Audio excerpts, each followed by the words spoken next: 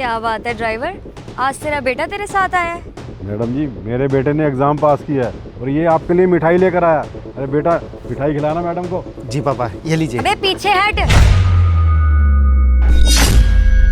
हो गया ना पास, मिल गई खुशी। चल अब गाड़ी निकाल और तू जा यहाँ से।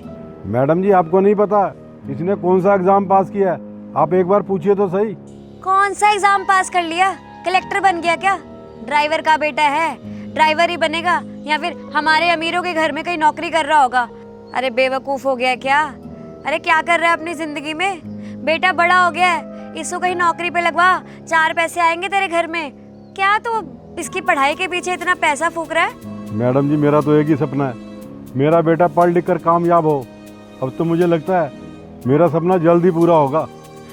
अगर ऐसे ही सपने पूरे होने होते ना तो बात ही क्या थी, हर गरीब आज अमीर होता। और अगर तुम जैसे लोग कामयाब होने लग गए तो हमारे घर पे काम कौन करेगा? तू गाड़ी निकाल, काम कर अपना। जी मैडम जी। एक बात बोलो मैडम, आप ना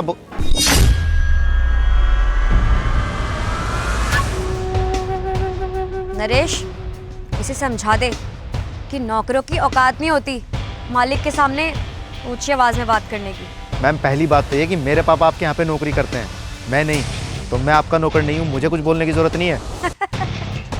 क्या तू नौकर नहीं है?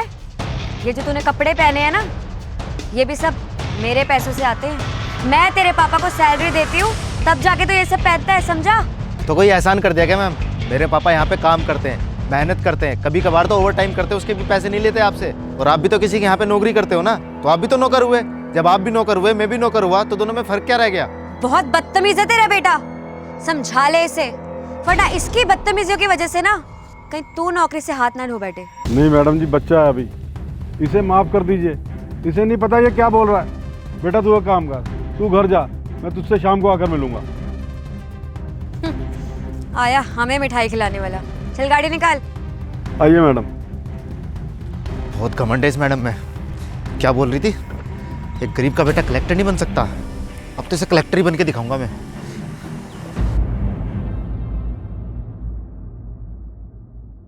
जी मैम, जी देख लूँगा मैं उसका, आप टेंशन ना लीजिए, आपकी फ़ाइल पहुंच गई है मेरे पास।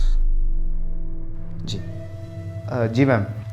सर देखिए ना, हमारी इतनी पुरानी प्रॉपर्टी है और काफ़ी टाइम से इस पे कंस्ट्रक्शन भी चल रहा है और अचानक से उस पर स्टे लगवा दिया सर।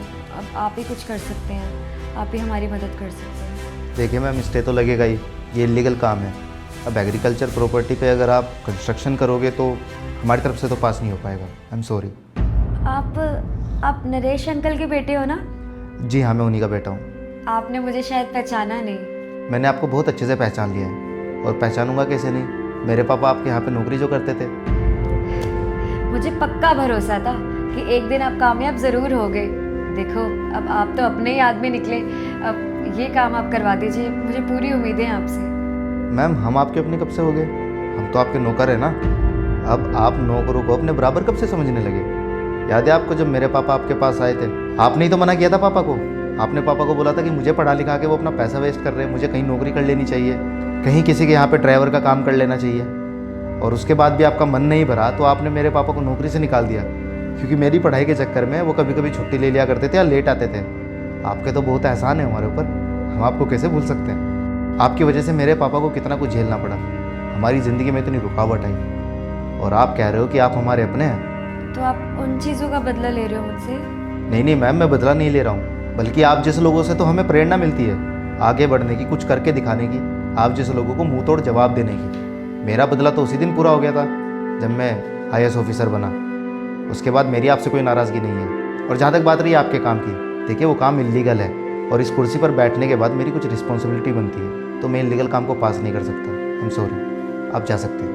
पर सर देखिए ना, मेरा करोड़ों का नुकसान हो जाएगा।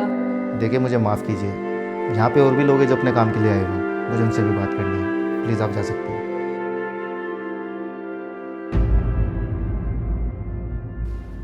और हाँ, आप क्या बोल रहे थे कि गरीब का बेटा कलेक्टर नहीं बन सकता? बन सकता है, अगर वो मेहनत करे तो कुछ भी बन सकता है।